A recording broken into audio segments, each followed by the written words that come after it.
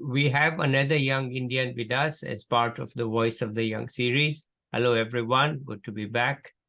We have Yash Rasaliya with us. Let's listen to him. Over to you, Yash. Okay, good morning, everyone. And if you are from India, good evening. My name is Yash. I've did currently I'm working in IRMA. It's a management institute in Anand. It basically is a rural management institute. I did my bachelor's from St. Xavier's Ahmedabad and master's from MS University Vadodara. So right now I'm here working as a research associate in a project uh, which is basically on sugar cooperatives. So if any of you would if the sugar that probably comes, the sugar that we eat comes from Maharashtra and UP. Most of the 60 to 70% of the sugar that comes from there. So I'm basically working on because in this past few years the cooperatives, so if you would look at Maharashtra has major chunk of cooperatives that are producing sugar compared to UP which has lots of private mills that are producing sugar. So when we say private is a single person entity. The if you make profit, all the profit goes to that single person. But when you say cooperative is of people, by the people, I mean of the people, and it's for the people. So if you're first say making 100 rupees, so it gets divided on in between all the cooperative members. So, but since past few years, a lot of cooperatives are becoming sick units and they're getting closed. A lot of them are converted into private, or there are more private mills entering the market. Uh, to say if they are good or not is another discussion, but our project is basically to look for what are the things that are hampering the growth of cooperatives, what are the reasons why this cooperatives are basically becoming sick units, and what can be the recommendation or say policy suggestion to so that the cooperative unit or cooperative spirit is alive and there are more cooperatives because they are of farmers. I would want to start I would want to start a little earlier. I mean, it's like I did my master's in economics, right, from MS University. I wrote a dissertation. My master's dissertation was on Lewis turning point.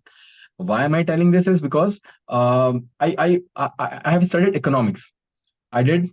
I worked on huge chunk of data while in masters, and suddenly I completed masters, and I started doing this research associate job.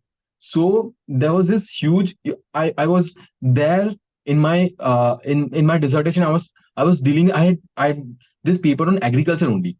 So I was dealing with millions of rupees of data, and suddenly I was out here in field for two. I was there in Maharashtra and UP for almost 2 months. Like it's a huge my huge part of time was in on field in rural villages working and talking with farmers. So it's just that I had only this perspective. If I'll say I had this perspective, and after going to this field, the perspective like opened up, like Yeah. it was all changed. Yeah, because I was there talking about me huge chunks of data, and now I can see the ground reality. So I would want to start with my this. I will tell you some little about Lewis turning point. So basically, Lewis turning point is Arthur Lewis was an economist. He gave this term Lewis turning point, where any economy, if you say any Asian economy or any developed economy, every economy goes through this structural transformation from agrarian to non-agrarian economy. So basically, it's a dual economy, agrarian and non-agrarian. Non-agrarian is where industry and service lies, and agriculture is that agrarian economy. So all the economies transform from agrarian to non-agrarian economies. So that's the point where because India, if you say India, uh, there's a huge like if I'll say 56% of the population or the 70% of the population that lives in rural villages, 56% of them are dependent on farming or the rural sector.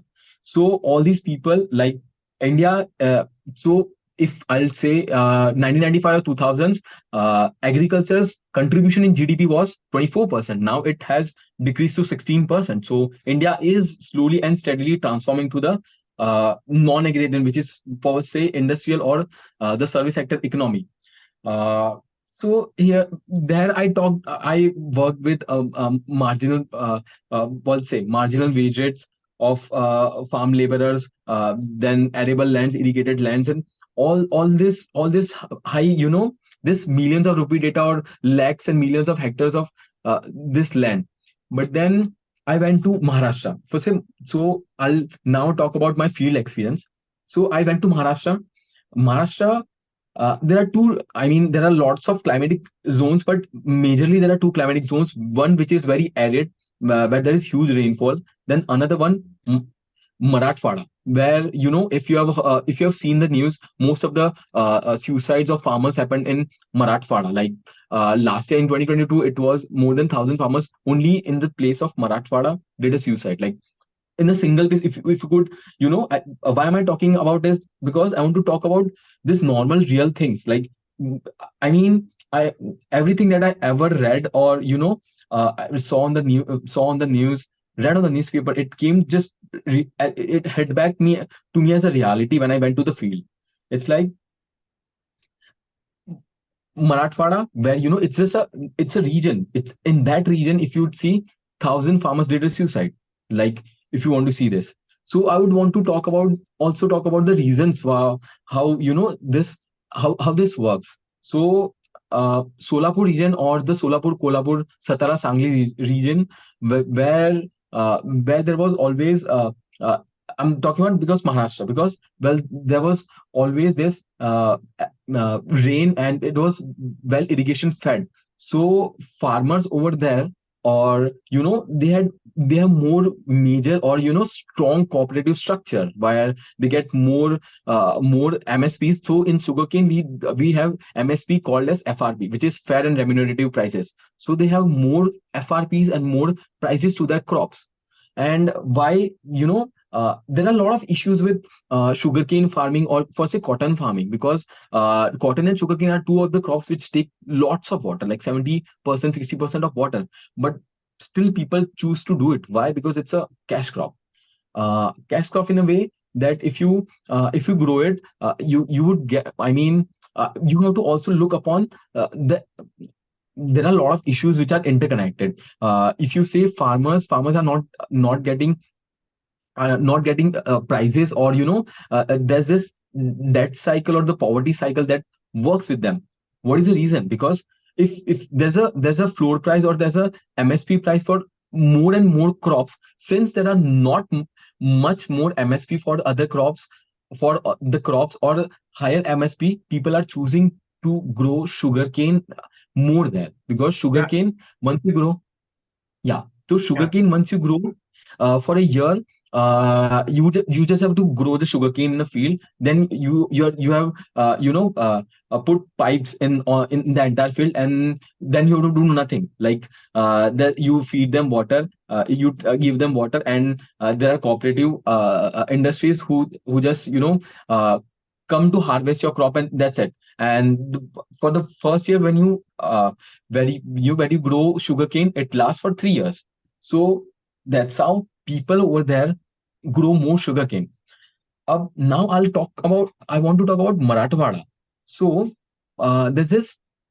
I went to a lot of places. Like in so I went to Jalna.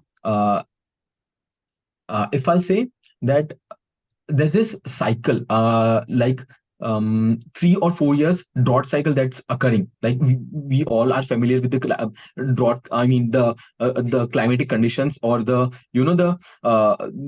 climate shifting that is happening currently. So there's an El Nino effect over there, in which there's a drought cycle every 4 years, you see. So that drought cycle, if for say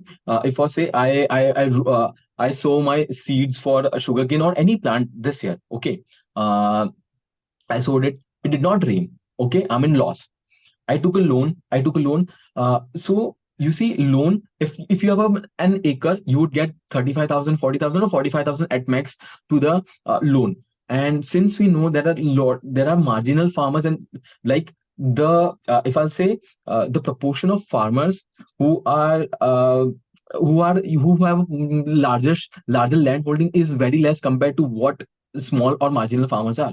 So it's only 40,000, 35,000, or 45,000 rupees of loan that you get on an acre. Okay. Then if for say you have 3 acres of land, or 2 acres of land or 4 acres of land. It would hardly be 1 lakh. And if you will say the cost of growing sugarcane, it's for 50,000 for a year or for that. So you took a loan for a year, because first year your crop failed. You took a loan, you started sowing, you sowed seeds again for next year, but again next year it did not rain. It did not rain, so the loan that you had taken, uh, already you were indebted, you were in debt, and again you took a loan. So there's an in debt cycle that goes. So every 3 4 years that drought, every 2 3 years there's this rain. I mean, there's a heavy rain, or you say more rain. Yeah. So yeah, so this thing. So if you'll see this way, these farmers, like for say it's 1 lakh rupees is, how would I say, it's more or less, I mean, I'm no one to decide for anyone, for the government or the bank, but this 1 lakh rupees, or this indebtedness is causing them to do a suicide, because they think that if they'll do a suicide, they will get a what would say compensation or money from government, to feed their children or their family members. So this was something that broke my heart, because before that, I'd only seen, in my dissertation I talked about arable land and irrigated land, where it was in millions of hectares. So it was like that arable land is decreasing, because there's a lot of commercialization happening. Agrarian is, I mean, agriculture lands are converted to industries, or real estates. And but at the same time irrigated lands are increasing. But when I went to the field, it was all different for me. So I mean, I don't know, like, there should be more, if I want to talk about policy or recommendation, or I don't know, suggestion. So if more and more crops should have minimum support prices, uh, you need to uh, it's like that, in this time, the value of life has decreased, if I'll say, because you see, 1,000 farmers from a single region, from just a single regions, are dying every year.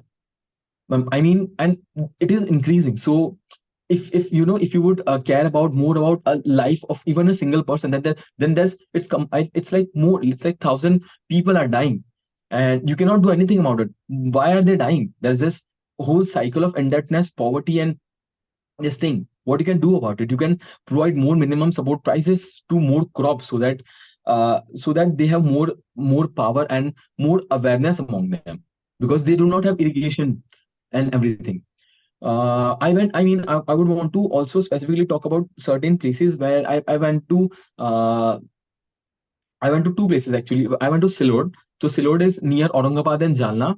So did not had any. They did not had any water for a month. So I mean, I come from an economics background. So there was my colleague with me. He comes from a development studies. If people, I mean, students are, yeah, I mean, if they are be watching this, so I'll suggest them to, if they would study development studies, because it would give them more perspective about how actual things work. Because people are over in top, we are talking about high, 5 trillion economy, we are Yeah. talking about all the big things, but then what about the ground reality that works, how the employment system works? There's Before I went to village, I always thought casteism does not work. I'm a privilege. I mean, I'm a privilege.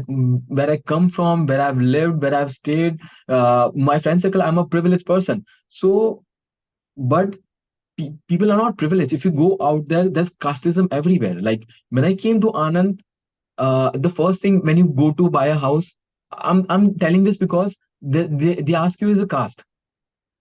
So they, and there are ways to ask it.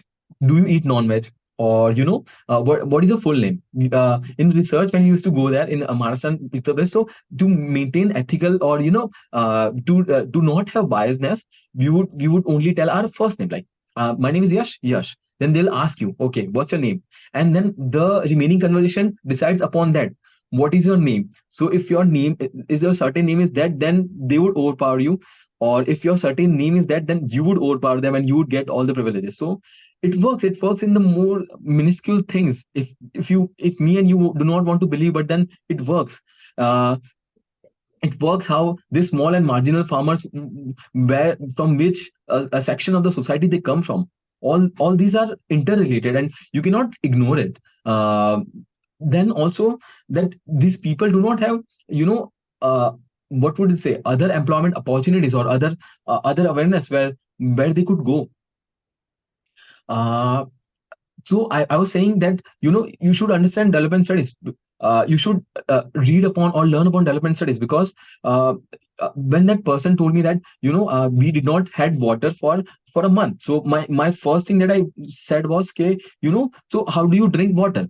So my friend suddenly said, you know, just, do not talk about drinking water, talk about, you know, what would they water, how would they water their fields. So I said again, how would they drink water? Then he said after some time, he told me that, you know, drinking water you might be able to purchase from, you know, this shop or anywhere, but a farmer's life depends on the water which he would have to give to the field.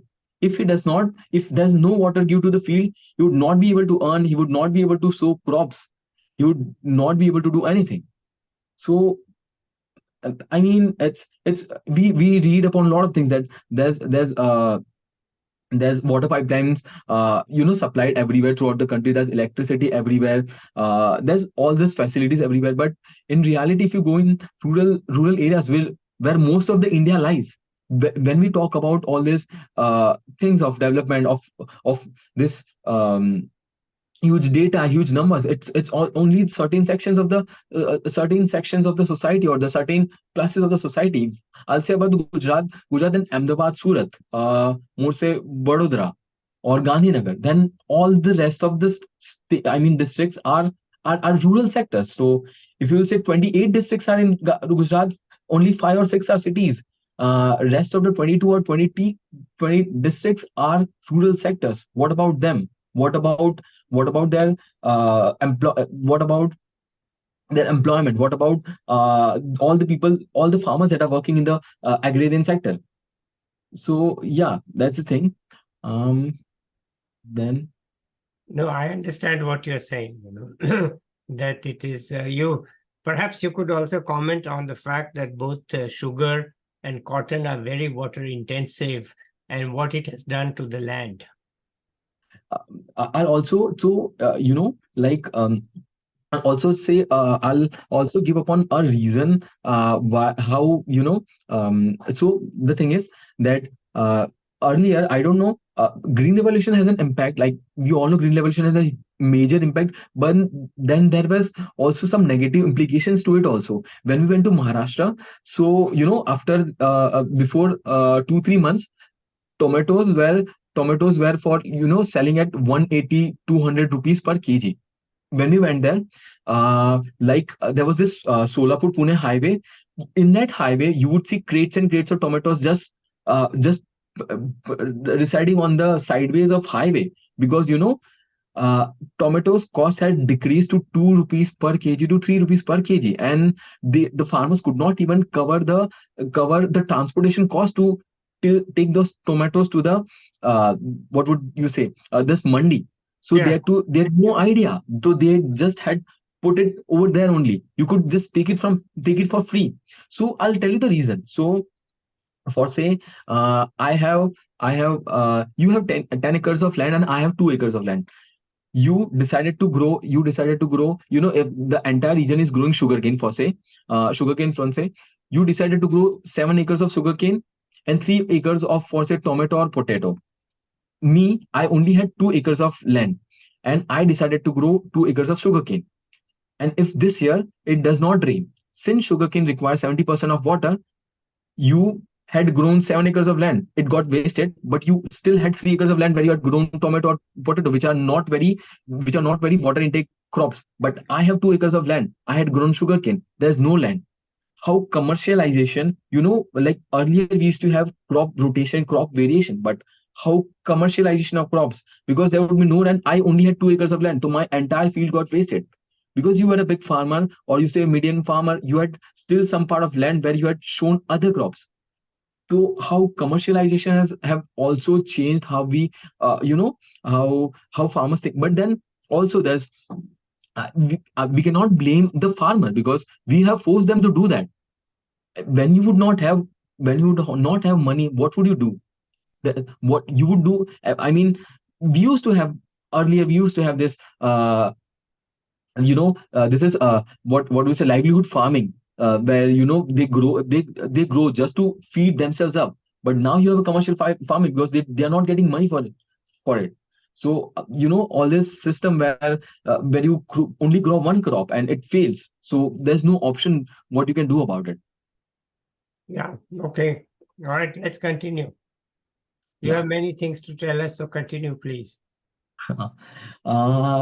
This was my this was all Maharashtra. I mean, this was these were these problems of Marathwada, where I went Solapur, Kolhapur. It had their own problems, but there Hmm. the problem was more of a political reason. So I'll not be able to, I mean, talk about those in detail because it's a whole different story. Yeah. I mean, I'll talk about UP. Uttar Pradesh.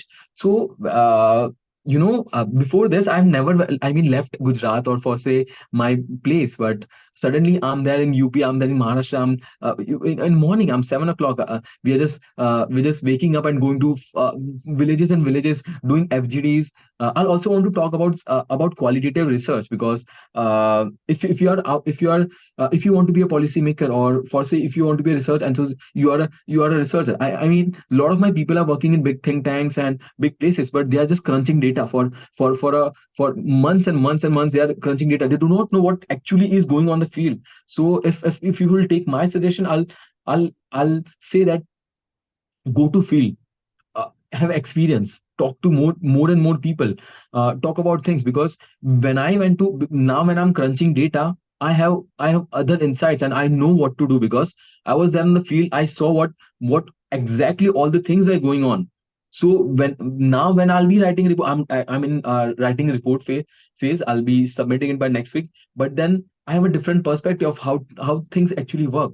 So I went to UP, Uttar Pradesh. So there we had different sort of problems because if comparatively, if I'll compare Maharashtra and UP, Maharashtra is a comparatively research state compared to UP. You would just when you would go there in those villages, you would realize because farmers there are more knowledgeable. In Maharashtra, farmers there are knowledgeable. Farmers know a lot of things. But when you come to UP, you would see a lot of people like to there we saw a lot of people shifting from sugarcane to potato for because they were not get there were so many other reasons. But um, what I'll say is that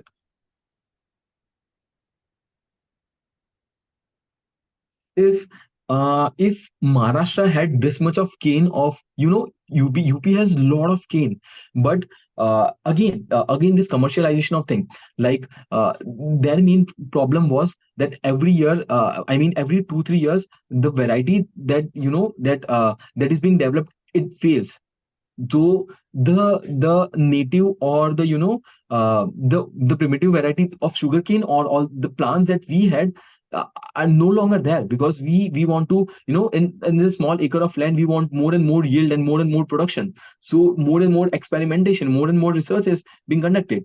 So every 3 years, every 2 years, they have to change to a variety because the variety fails. Right now, they have this red dot disease, which is failing the entire crops. And the worst part is you have grown sugarcane for an entire year. You take sugarcane to the mill, and mill refuses to take your sugarcane. Why? Because the crop has failed. It has shunted growths. It does not give good recovery. Then what do you do? So those people had different difficulties in terms of growing sugarcane but they had more sugarcane. But people over there are now shifting to potatoes. Like you would see uh, the acres and acres of land converting into potatoes because the same thing is happening. I'm not saying I'm against private mills or what how would I say capitalism or anything. But then when mills are becoming private, because when you say cooperative, a cooperative has 100, for say a cooperative has 100 members. So it becomes there, and a cooperative is started by a farmer. So There's a sowing season, then there's a harvesting season. You have to compulsory, there's a rule by government, you have to compulsory take all the canes. But when it's a private mill, there's no guarantee that you would get a payment first, Yeah. and Yeah.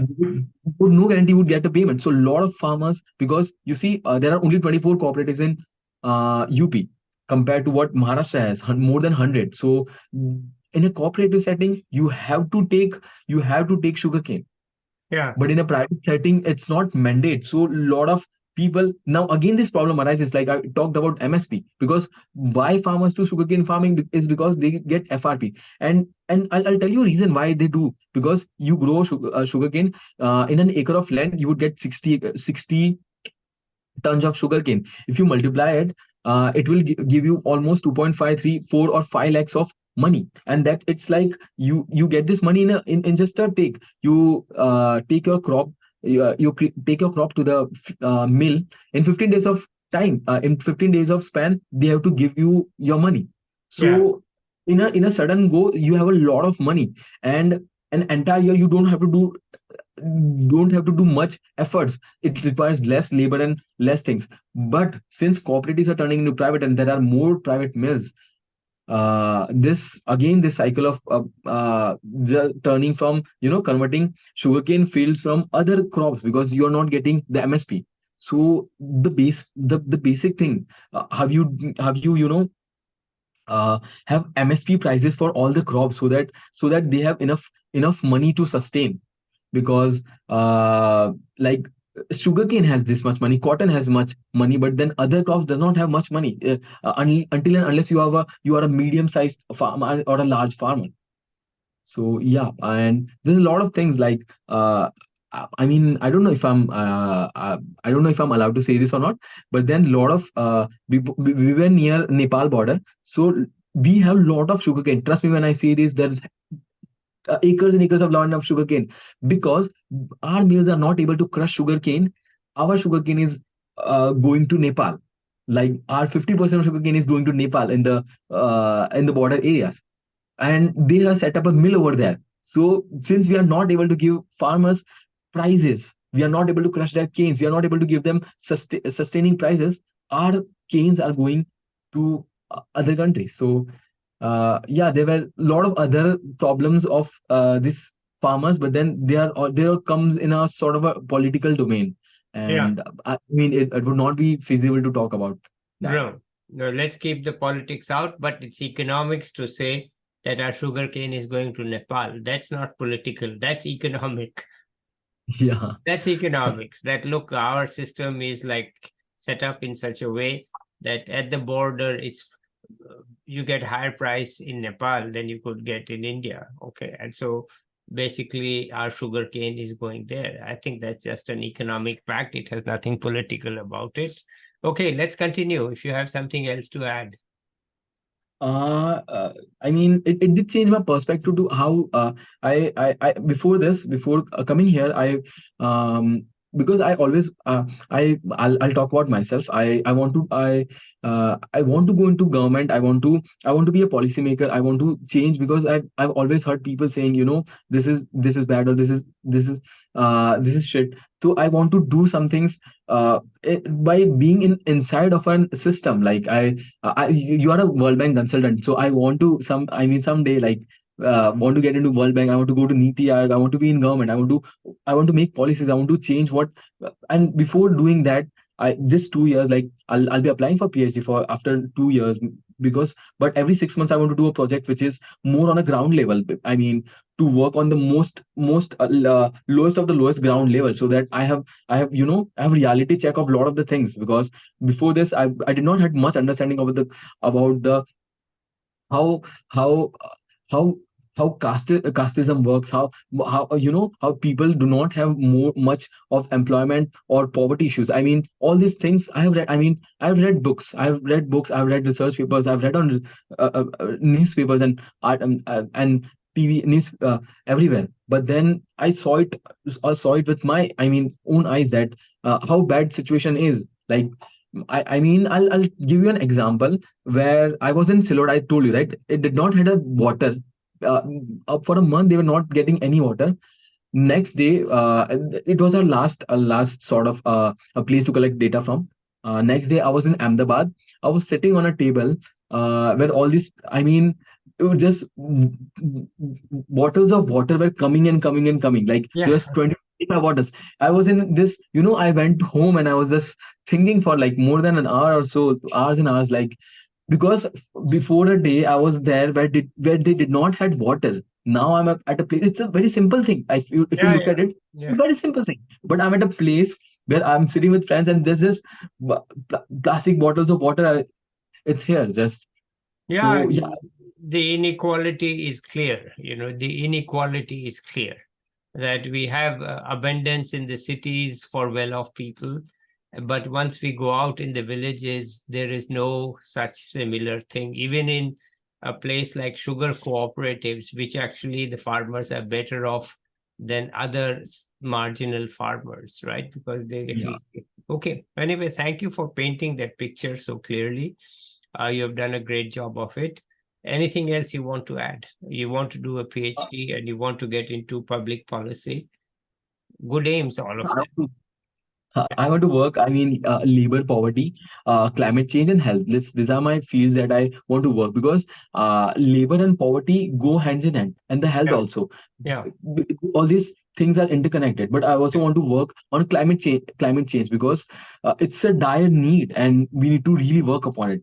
I would want to take upon two more instances. It's a very small instance, but it tells you how this actually works. So the place in Maharashtra where we were staying, there was no hotels or anything. So no, we were just living in a like a marriage hall or something.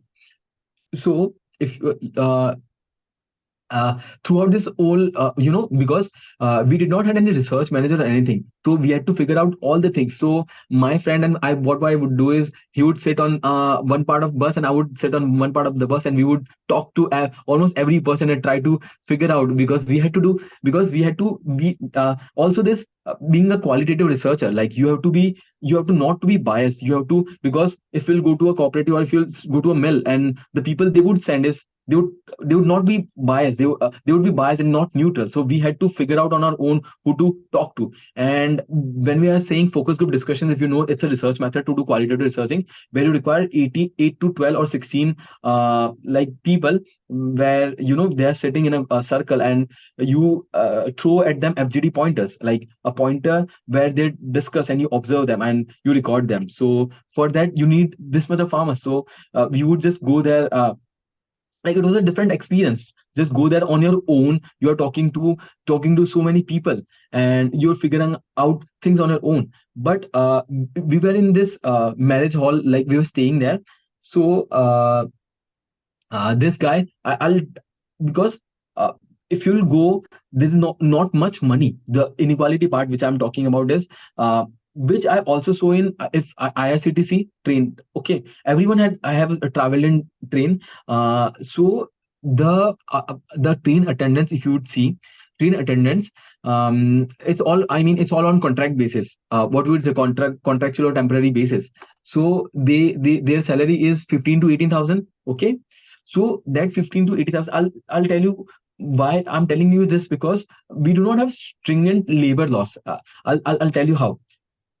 It's 15 to 18,000 is for 8 hours, but that train has journey of 4 days continuously. If it is starting from Ahmedabad to Kanyakumari, it is 4 days of time. So that flight attendant is in that train for 4 continuous days.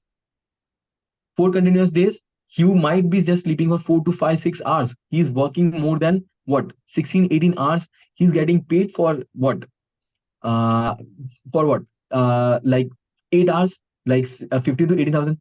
Also, so you see, also the thing being, if there are a lot of people, if you stole any chadar or pillow or anything, so their money would cut. So their money would suddenly cut to like 2,000, 3,000 rupees. So it's just how things work. And if we are talking about this government property, railway is a government property where you see the inequality, or how would you say, the labor stringent laws, if you want to talk about, because you are traveling, I mean, you're working 4 hours, 4 days straight, and it's for so many hours. You're not getting money. uh, the condition which they live in. Also, the one thing being that while I was in Maharashtra, this was not our research part, but the sugarcane harvesting laborers, that the farm laborers that harvest sugarcanes, because sugarcane, they come from Marathwada region, like Aurangabad, Nanded, Beed, all of those region. So there's this labor issue, because once a mill starts, it runs for 24 hours straight for four Yes. to 6 months. You cannot Yes. stop it. If you No, would stop it, yeah. you So can't. to start it requires crores and crores of rupees. So it works in a continuous manner for like 4 to 6 months. So what? So the sugarcane harvesting laborers have to work that much hours. That's one thing. And then there are female, because they are hired into, there's this word toli, they are hired into people like male and a female. Yeah. Since female have their period cycles, so how would I say this, they remove their menstruation, uh, this, what is the term, they remove that menstruation organ, like. And uh, because if they would get period, the females would get period, then they would not be able to work, and I'll Yeah. not be able to harvest sugarcane, and I'll not be able to supply to the mill. Yeah. So all those things. And casteism does work in that also, like, because this farm laborers, where they come from a certain caste, and there's rampant uh, uh, uh, sexual harassment, rape, and everything. Like menopause cycle. They remove their menopause uh, cycle. So yeah, it's just they're out there. Like, poverty is out there, labor issues are out there. Like, all the things are out there. Climate change is for real. Everything is out there. So I mean, before this, I did. If someone would come to me, I would just say this. Okay, it's in the news. But now, when I was on the field for 2 months, I just saw it with my naked eyes, and it changed my perspective, how I see Yeah. world, or how I Yeah. what I need to do when I go. I talk to all the people, like, yeah, I want to go to the top, and I want to change things, Yeah. because it breaks my heart to see Okay. people go through this. Yeah, Yeah. it's true. It's absolutely what you're saying. Does motivate the young people, and it's really a good sign that the young people do realize that they have privilege, but others don't. And actually, if we want India to be developed by 2047, it cannot be only for the privileged, because then we will have too many problems, and we can't just go by GDP numbers. That's clear. That anyway, we'll talk about this a little bit offline. I don't want to talk. It's your turn to talk. So please go ahead. I would like to finish here.